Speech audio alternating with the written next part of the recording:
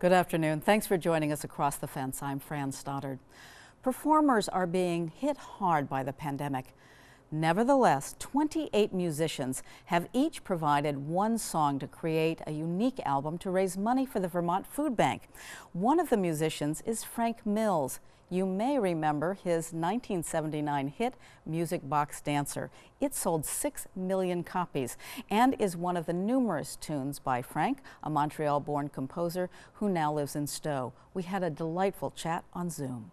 How did Music Box Dancer get its name? Pretty simple, really. It didn't have a name for a long time. And even when we recorded it, you go into the studio, there's a producer and a recording tech guy, and he'll say, what's the title of the song? This is just for reference.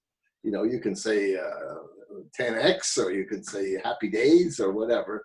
He's just going to write it so that you know what's in the box when he gives it to you. And the drummer happened to have a woodzoo, which is a type of an instrument that only drummers would carry. It's like a gourd. Mm-hmm. And you scrape it along these ridges and it makes a scratchy sound, but it adds a nice little rhythmic effect to many songs. You hear them all the time, but nobody really knows what's playing back there. Anyway, he dropped his woodzoo and it broke into a million pieces on the floor. And when the producer said, all right, what are we going to call this song? We've just recorded. I said, call it the Broken Woodzoo, because I don't have a name for it. But my daughter Nancy, and she was 4 or 5 years old at the time, bought me a little music box that she had with a little dancer that popped up when you opened the lid and spun around.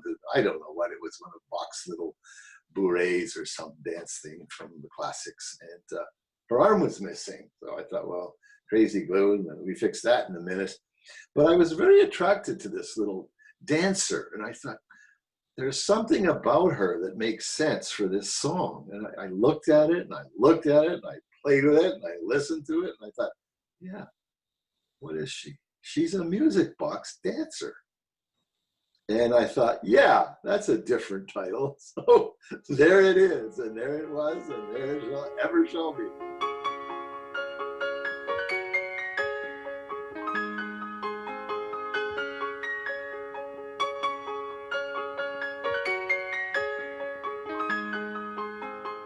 The story of this song is so remarkable because you created it in the early 70s, 73, 74. It was Correct. Released then on an album that did okay, but not like wildly. It was 5 years later when you released it on the B-side of a 45. So just briefly tell us that amazing story. Well, there was that 4 or 5 year period of famine, let me assure you, and 3 kids. Oh, I drove taxis. I did everything that musicians do, to make ends meet. But secretly down inside, I felt that I had written some good music and that it deserved a chance. So I went to see Mike Hoppy at Polydor Records in Montreal and said to him, is there anything we can do with this? And he decided that the single would be released. There was evidence that The Poet and I, a song I had written, was getting a lot of airplay, and Music Box Dancer was getting a lot of airplay. Ironically, The Poet and I seemed to show up more than Music Box did. In 1979, I guess, 78 in Canada, Dave Watts, a friend of mine up at radio station CFRA, who I'd met with the Bells, which is a group of soft rock music. Mm-hmm. We had a #1 hit in 71 with a song called Stay a While, which I arranged and played piano and harmonica on, but that's another story. But David got the single, and I'd met him with the Bells. We'd had a couple of beers together, and he said, well, I can't play the A side. It's a tearful ballad. And he said, we're a rock station. This is a happy music song. He said, I will play the B side. And he threw it on just for fun, he tells me. And he phoned me. I remember getting a phone call in Montreal. I was just about to drive another taxi cab thing, and Dave said to me, are you sitting down? And I said, yeah, what's up? And he said, I just played Music Box Dancer. And he said, the switchboard has been jammed for 2 hours trying. People want to know what this is. And he said, I think you've got a monster on your hands. So then, of course, I had to get recordings that they could sell. They couldn't list it as being #1 with a bullet up in the radio station without some product. So I scrounged around as best I could, read as many albums as I could, and sent them up there. Unfortunately, we got the single out. The rest was history. It just was mind-boggling. #1 in 26 countries, Juno, Grammys, all kinds of awards all over the place. Yeah, it was fun. Awesome. It's been a great ride.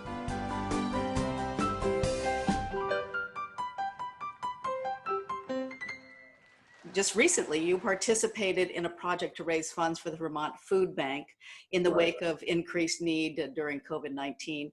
Could you tell us a little bit more about that project? Yeah, Jim Heights phoned me one day. Jim is really the brains behind the project, and I think he deserves most of the credit. And talking with him and chatting, we got to know each other a little bit. And I'm all for charities. I do the best I can, and any reasonable request is usually agreed upon. So I don't fight it. I enjoy it. Particularly in Vermont's case, we have such a cross-section of people here.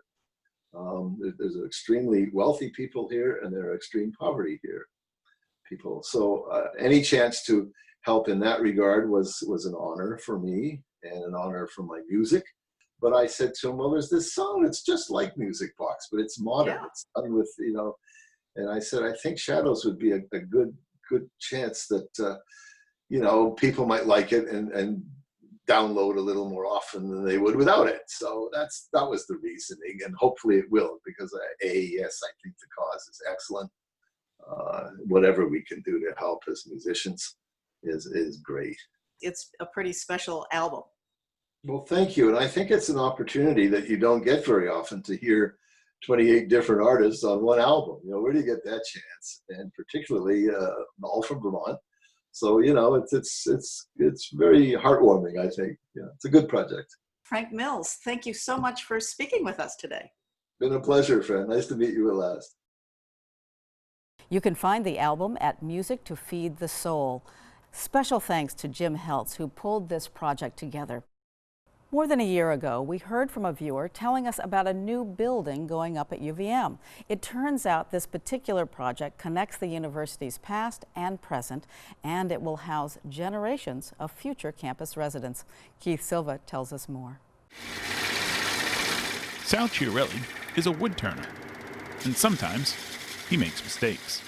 Sometimes you become impatient, and you always try to take that one last cut, maybe to make the bowl a little thinner or something like that. And sometimes you pop a hole in the bottom, and you're like, "Oh my God, I just ruined this thing."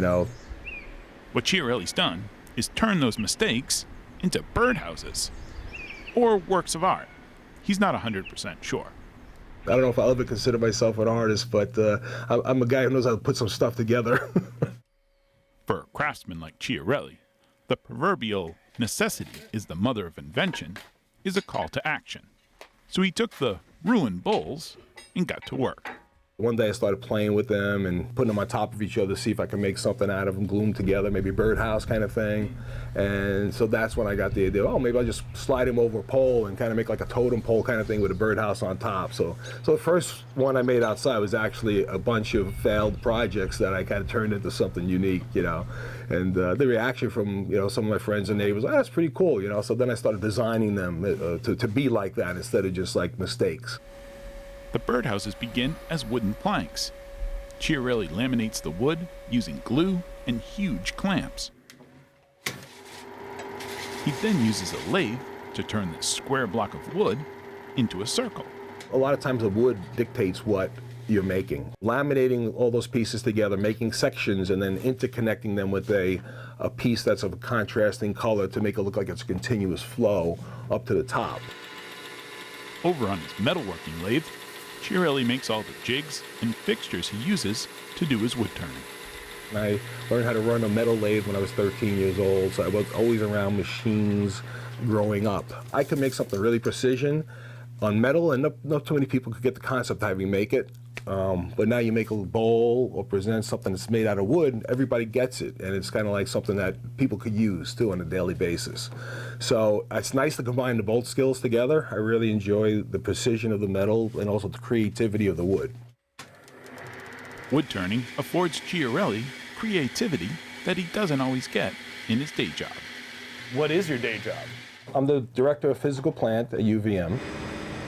UVM's physical plant maintains over 6 million square feet of facilities, from classrooms and research laboratories to offices and athletic fields.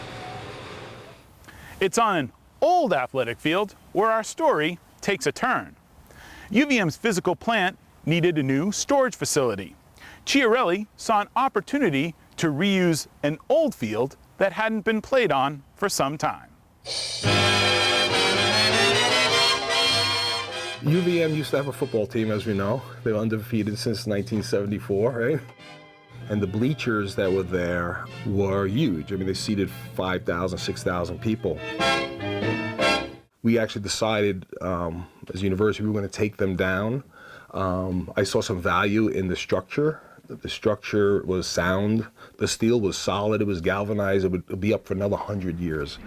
So we were able to, over the course of 2 years, convert the bleacher structure into a storage facility. Given his Yankee ingenuity, you can guess what Chiarelli decided to do with the wood from the bleachers. I thought it would be a nice thing to make one of these birdhouses for the university using that wood. 3 of my kids went to UVM, so I have a real connection between working there. I'm really dedicated to the university and grateful. And so this is kind of like a full circle thing with not only myself, but also with the wood coming from the bleachers, being turned into something that will be standing hopefully for, maybe a dozen or 2 dozen years or something like that. When the birdhouse is finished, it will be installed in the gardens alongside the Jeffords building. It's kind of neat to be able to put something together out of nothing. That's kind of like what I like to do is get stuff that like nobody else wants and you can make something really nice out of it. And that makes me feel good, especially knowing that the stuff that I'm making it out of came from the university and it's going back to the university. So even though the bleachers are gone, the story lives on. From old bleachers to a new feature at UVM, this is a story that's going to turn out all right. In Burlington, I'm Keith Silva with Across the Fence. The latest update from Sal involves the newest residents of his birdhouse. Look closely on the left side of the picture and you can see the head of a black-capped chickadee peeking out of the little round opening. If you're on campus, you can find the birdhouse located behind the Jeffords Center. And that's our program for today. Once again, thank you for joining us Across the Fence. I'm Fran Stoddard. Stay well.